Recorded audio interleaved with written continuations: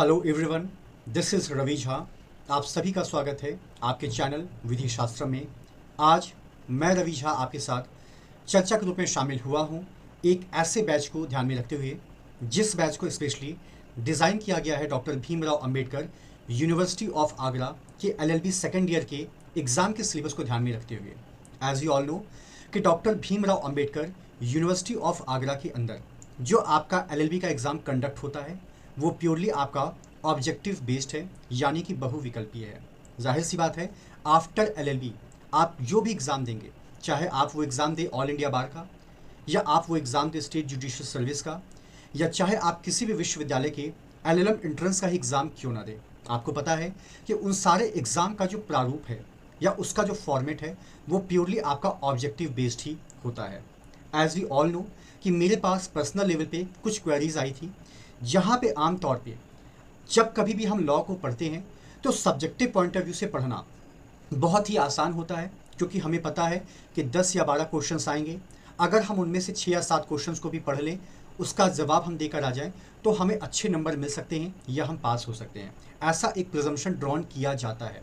लेकिन जब पेपर आपका बहुविकल्पी हो या मल्टीपल चॉइस क्वेश्चन हो, तो अमूमन वहाँ पर आपको एक गहरे या डीप नॉलेज की ज़रूरत होती है। वहाँ पे हवा में बातें करने से काम बिल्कुल भी नहीं चलेगा, क्योंकि जब हम ऑब्जेक्टिव टाइप्स की बात करते हैं तो वहाँ पे कॉन्सेप्ट तो बहुत दूर की बात है। आपके एग्ज़ाम में ये भी पूछा जा सकता है कि बताइए इस सब्जेक्ट का पूरा नाम क्या है, इस सब्जेक्ट का नोटिफिकेशन नंबर क्या है, ये सब्जेक्ट या ये जो पर्टिकुलर एक्ट है ये आपका कब लागू हुआ, या इसके अंदर टोटल कितने चैप्टर्स हैं, कितने सेक्शंस हैं, कितने पार्ट हैं, कितने शेड्यूल हैं। तो आमतौर पे जब कभी भी आप MCQ बेस्ड कोई भी एग्ज़ाम देते हैं तो वहाँ पे रिस्क नहीं लिया जा सकता है, क्योंकि वो जो रिस्क है ना वो कई बार आपके लिए घातक भी साबित हो सकता है। और आपको पता है कि ये जो आपका एग्ज़ाम है, मैं ऑल ओवर जो भी आगरा यूनिवर्सिटी है मैं उसकी बात कर रहा हूँ, जहाँ तक मेरे पास जानकारी आई है या जो जानकारी वेबसाइट के माध्यम से मुझे देखने को मिल रही है, तो यहाँ पे आपका जो एग्ज़ाम होता है वो आपका ऑब्जेक्टिव टाइप होता है, सिंगल स्टेज में होता है। एक पेपर आपको देखने को मिलेगा, उस पेपर में आपसे MCQ सवाल पूछे जाते हैं और हर सवाल के 4 या 5 ऑप्शंस आपको दिए जाते हैं। And this is your obligation कि उन 4 या 5 में जो भी बेस्ट ऑप्शन होगा आपको उसको टिक करना होता है। अब यहाँ पे अगर मैं सिर्फ और सिर्फ आपके सेकेंड ईयर के सब्जेक्ट की लिस्ट देखूँ तो इसके अंदर आपके सब्जेक्ट्स जैसे कि जूरिस्प्रूडेंस है, आपका CRPC है, जुवेनाइल जस्टिस एक्ट है, आपका ट्रांसफ़र ऑफ प्रॉपर्टी है, आपका ईजमेंट है, इंडियन एविडेंस एक्ट है, CPC है, लिमिटेशंस है, इंडियन कॉन्ट्रैक्ट एक्ट है और इंटरप्रिटेशन ऑफ स्टैट्यूट है। अगर हम इस एग्ज़ाम के पैटर्न को देखते हैं तो जैसा कि आपको भी पता है कि आपका एग्ज़ाम का जो ड्यूरेशन है वो है टोटल 2 घंटे का। अभी तक फ़िलहाल यूनिवर्सिटी की तरफ से इसमें किसी भी तरह के नेगेटिव मार्किंग का प्रावधान नहीं किया गया है। टोटल 100 क्वेश्चंस आपके बुकलेट में आपको देखने को मिलते हैं, जिसमें से 80 क्वेश्चंस आपको अटेम्प्ट करने होते हैं, यानी कि आपका जो ओवरऑल परसेंटेज बनता है वो 100 को ध्यान में रखते हुए नहीं, बल्कि जो 80 क्वेश्चंस आपके द्वारा अटेम्प्ट किए जाते हैं उसको ध्यान में रखते हुए बनता है। और इन्हीं सारी चीज़ों को ध्यान में रखते हुए विधि शास्त्रम ऐप के ऊपर आपकी डेली लाइव क्लास कंडक्ट होगी। अगर आप अपने बिजी शेड्यूल की वजह से लाइव क्लास एक्सेस नहीं कर पा रहे हैं या उस समय आप अवेलेबल नहीं हो पा रहे हैं, तो आप उसका रिकॉर्डेड वर्जन भी देख सकते हैं। और इसके अंदर जाहिर सी बात है, जितने भी आपके रिसेंट और लीडिंग केस लॉज हैं उनको लेकर भी चर्चा की जाएगी।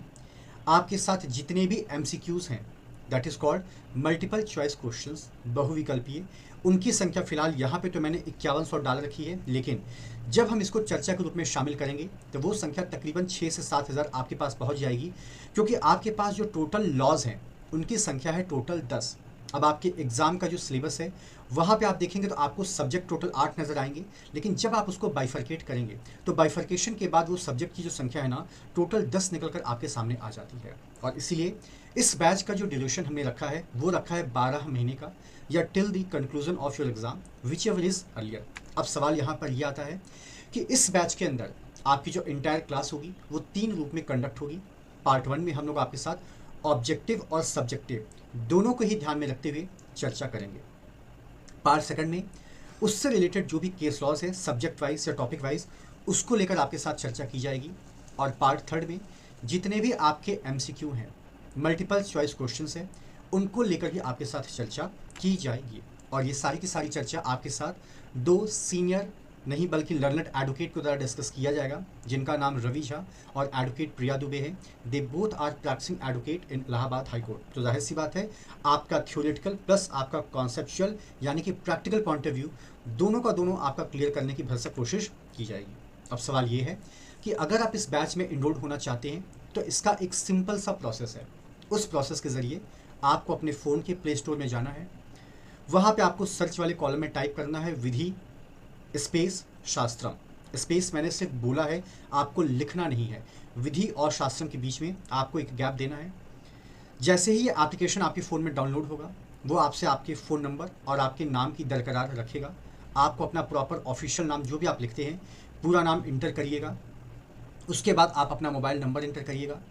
आपके फ़ोन पर एक OTP आएगा, उस OTP को आप इंसर्ट करेंगे तो विधि शास्त्रम एप्लीकेशन आपके फ़ोन में कम्प्लीटली डाउनलोड हो जाएगा। उसके बाद जब आप एप्लीकेशन को ओपन करेंगे तो उसके बॉटम पे आपको जाने की ज़रूरत है। वहाँ पर एक स्टोर का कॉलम आपको देखने को मिलेगा। स्टोर के कॉलम में जब आप सर्च करेंगे तो वहाँ पे काफ़ी सारे बैचेस आपको देखने को मिलेंगे, लेकिन आप अगर इस बैच को इनरोल होना चाहते हैं तो वहाँ पर आप देखिएगा कि आपके बैच के आगे एक नाम का जिक्र होगा, SJMC@2nd ईयर बैच, और इसी बैच के अंदर आपको इनरोल होना है। इनरोलमेंट का प्रोसेस सिंपल सा है कि जैसे ही आप उस बैच को ओपन करेंगे वहाँ पे वो एप्लीकेशन आपसे एक इनरोलमेंट फ़ीस की रिक्वायरमेंट को रखेगा। जैसे ही आप उस फीस को पे करेंगे वैसे ही उस बैच के अंदर एज ए स्टूडेंट आप इनरोल हो जाएंगे। लेकिन ये आपकी ट्यूशन फ़ीस नहीं है। आपकी ट्यूशन फ़ीस क्या होगी, कितनी होगी और वो कैसे पे करनी है, इसके लिए एक कॉन्टैक्ट डिटेल यहाँ पर आपके साथ शेयर किया गया है। That number is 9818078494। इस नंबर पे जब आप कॉल करेंगे या मैसेज करेंगे तो बाकी सारी की जानकारी आपके साथ शेयर कर दी जाएगी। तो जैसा कि मैंने आपसे पहले भी कहा है कि चूँकि आप लोग एक लॉ स्टूडेंट हैं और संयोग की बात यह है कि आपकी यूनिवर्सिटी के द्वारा जो एग्ज़ाम कंडक्ट किया जा रहा है वो एग्ज़ाम ऑब्जेक्टिव है। तो अगर आपका ऑब्जेक्ट सिर्फ और सिर्फ LLB की डिग्री को पूरा करके घर में रख देना है तब तो चलिए कोई चिंता की बात नहीं है। लेकिन जाहिर सी बात है इसके बाद आपको एज एन एडवोकेट भी इनरोल्ड होना है, तो आपको ऑल इंडिया बार एग्ज़ाम भी देना है। आप में से बहुत सारे ऐसे लोग होंगे जो LLM भी करना चाह रहे होंगे, या बहुत सारे ऐसे लोग होंगे जिन्होंने अभी तो फ़िलहाल डिसाइड नहीं किया है, लेकिन आगे चल के वो डिसाइड करेंगे कि हाँ मुझे कम से कम स्टेट जुडिशियल सर्विस के एग्ज़ाम में भी अपीयर होना है। तो ये आपके पास एक बेहतर मौका है। बेहतर मौका इसलिए है क्योंकि अभी आप सेकेंड ईयर में हैं, फर्स्ट ईयर का एग्ज़ाम ऑलरेडी आप दे चुके हैं, तो अभी आपके पास 2 साल का वक्त है। इन 2 साल के वक्त में एटलीस्ट आपको आपके यूनिवर्सिटी के माध्यम से ये जानने और समझने का मौका विस्तार पूर्वक दिया जा रहा है कि कॉम्पिटिटिव एग्ज़ाम्स की तैयारी कैसे होती है, आपको बैरेट को कैसे पढ़ा जाता है, इम्पॉर्टेंट लाइंस को कैसे फाइंड आउट किया जाता है, पर्टिकुलरली केस लॉज के अंदर क्या क्या चीज़ें आपसे पूछी जा सकती हैं, MCQ के पीछे का लॉजिक क्या होता है।